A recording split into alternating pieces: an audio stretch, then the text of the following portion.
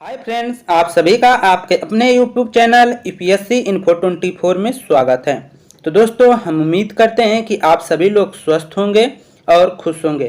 Friends, ये जो video है ये पीजीटी नागरिक शास्त्र का भाग 87 है। तो अगर आप टीजीटी, पीजीटी और एलटी ग्रेड की तैयारी कर रहे हैं तो ये वीडियो आपके लिए है। स्टार्ट करते हैं आज का पहला नंबर क्वेश्चन, जो 31 से शुरू हो रहा है। क्वेश्चन है फ्रेंड्स, निम्नलिखित में से भारतीय संविधान में नागरिकों के मौलिक कर्तव्य कौन कौन से हैं? निम्नलिखित में से भारतीय संविधान में नागरिकों के मौलिक कर्तव्य कौन कौन से हैं, ये आपको बताना है। इसमें कूट दिया गया है, उन कूट के सहायता से आंसर करना है। तो पहला ऑप्शन कह रहा है, पहला कथन कह रहा है कि राष्ट्रध्वज तथा राष्ट्रगान का सम्मान करना। दूसरा है आवाहन करने पर राष्ट्र को सेवा अर्पित करना। तीसरा है सामाजिक सुधार का प्रयास करना। और घ है अर्थात चौथा है अपनी साझा संस्कृति की समृद्धि धरोहर को महत्व प्रदान करना तथा उसका संरक्षण करना। तो आपको दिख गया होगा कि तीन इसमें मौलिक कर्तव्य हैं, ए और ए और ए, लेकिन आपका जो ग है वो नहीं है। तो हमारा आंसर इसी की सहायता से कर लेंगे, क ख घ। तो कौन सा आंसर हो जाएगा? 3 सही हो जाएगा, क ख घ आंसर आपका सही होगा। मौलिक कर्तव्य हमारे जो टोटल मौलिक कर्तव्य हैं वह 11 हैं दोस्तों। पहले 10 थे लेकिन बाद में 11 हो गए। और जो मौलिक कर्तव्य है वो स्वर सिंह जो समिति है उसकी सिफारिश पे मौलिक कर्तव्य को लाया गया था, जोड़ा गया था संविधान में। तो इस बातों को याद रखेंगे। व्याख्या देख लेते हैं। भारतीय संविधान में स्वर समिति की सिफारिश पर 42वें संविधान संशोधन के द्वारा 10 मौलिक कर्तव्यों को जोड़ा गया। अर्थात दोस्तों, कोई पूछेगा कि मूल रूप से मौलिक कर्तव्य कितने थे तो आप बताएंगे 10। तो अगर ये भी क्वेश्चन कभी कभी पूछा जा सकता है कि मौलिक कर्तव्य मतलब कब संविधान में जोड़ा गया, तो ये भी बताएंगे कि 42वें संविधान संशोधन द्वारा जोड़ा गया है, इसको आप बताएंगे।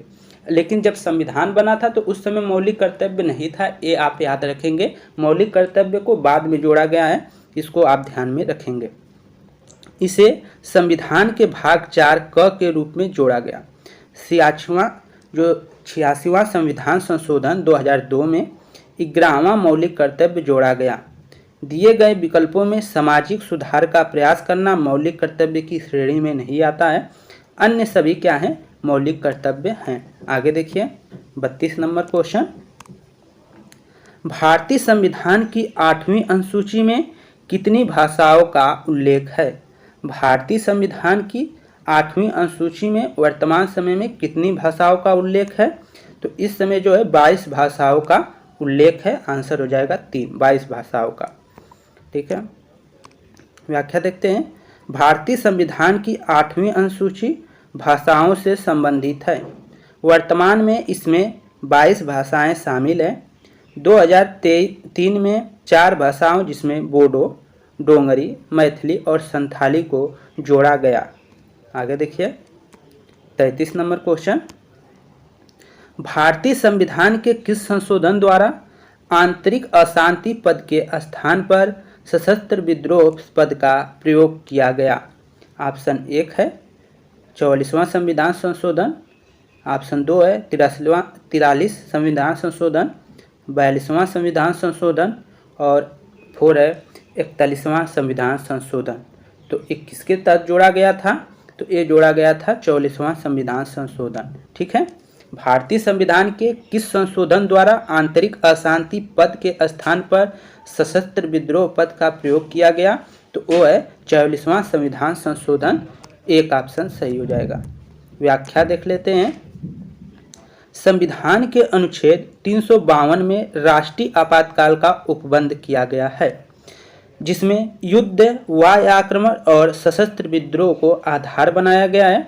44वें संविधान संशोधन के 44 संविधान संशोधन के माध्यम से निहित आंतरिक अशांति पद के स्थान पर सशस्त्र विद्रोह का प्रयोग किया गया। आगे देखिए 34 नंबर क्वेश्चन, टाइम कम लेते हुए हमारा ये प्रयास रहता है दोस्तों कि आपका 10 क्वेश्चन है तो 10 मिनट से कम टाइम लगे उसी में आपको क्वेश्चन कराया जाए, ज़्यादा टाइम न लगे। निम्न में से कौन यह मानता है कि आधुनिक उदारवाद प्रजातांत्रिक राज्य एक औद्योगिक राज्य बन गया? निम्न में से कौन यह मानता है कि आधुनिक उदारवाद प्रजातांत्रिक राज्य एक औद्योगिक राज्य बन गया? ऑप्शन 1 है गलब्रेथ, ऑप्शन 2 है मैकफर्सन, ऑप्शन 3 है किंग्स और ऑप्शन 4 है रूजवेल्ट। तो आंसर जो हो जाएगा पहला सही हो जाएगा गलब्रेथ। व्याख्या देख लेते हैं। प्रसिद्ध राजनीतिक विचारक गलब्रेथ का मानना है कि आधुनिक उदारवादी प्रजातांत्रिक राज्य एक औद्योगिक राज्य बन गया। यद्यपि उदारवादी व्यवस्था 2 स्तंभों पर टिकी हुई है। पहला नंबर है 1 व्यक्ति की स्वतंत्रता, दूसरा है आर्थिक विकास तथा सामाजिक प्रगति हेतु प्रतिबद्धता। तो 2 हैं जो उसको नोट कर लीजिए। 2 आधार कौन कौन से हैं नोट करते चलिएगा। आप प्रयास करिए कि यहाँ से क्वेश्चन न बचे अगर आपको जो प्रैक्टिस सेट में मिल रहा है। अगला क्वेश्चन है 35 नंबर। इंग्लैंड में लॉर्ड बेरिज प्रतिवेदन ने जिस राज्य की अवधारणा को प्रकट किया था वह था। इंग्लैंड में लॉर्ड बेरिज प्रतिवेदन ने जिस राज्य की अवधारणा को प्रकट किया था वह था उदारवादी राज्य, पंथ निरपेक्ष राज्य, समाजवादी राज्य, कल्याणकारी राज्य। तो ये आंसर क्या होगा इसका? कल्याणकारी राज्य। 4 आंसर सही हो जाएगा। व्याख्या देख लेते हैं। द्वितीय विश्व युद्ध के दौरान लॉर्ड बेरिज ने कल्याणकारी राज्य की अवधारणा प्रकट की। लॉर्ड बेरिज रिपोर्ट का प्रकाशन वर्ष 1943 में हुआ, जिसमें 5 बड़ी बुराइयां जिसमें बीमारी, बेरोजगारी, अज्ञानता, भूखमरी तथा आश्रय के अभाव की चर्चा की गई है। इनके उन्मूलन के लिए राज्य से इच्छा प्रकट की गई है। फलस्वरूप प्रधानमंत्री एटली ने इस रिपोर्ट को लागू करवाया। इसीलिए ब्रिटेन को कल्याणकारी राज्य का घर कहा जाता है। तो आंसर आपका 4 सही होगा। और यहाँ से एक क्वेश्चन जो इम्पॉर्टेंट बन रहा है कि ब्रिटेन को कल्याणकारी राज्य का घर कहा जाता है। तो किसे कल्याणकारी राज्य का घर कहा जाता है? तो आंसर हो जाएगा ब्रिटेन और ऑप्शन में 4 देश दे देगा। अगला क्वेश्चन 36 नंबर। निम्नांकित में से कौन संविधानेतर संस्था है? निम्नांकित में से कौन संविधानेतर संस्था है? वित्त आयोग, योजना आयोग, निर्वाचन आयोग, अंतर्राज्यीय परिषद। तो किसका संविधान में, मूल संविधान में नहीं उल्लेख था उसको आपको बताना है, जो संवैधानिक तरीके से नहीं है। तो ऑप्शन आपका 2 सही हो जाएगा, योजना आयोग। निम्नांकित में से कौन संविधानेतर संस्था है? तो वो कौन है? योजना आयोग। व्याख्या देख लेते हैं।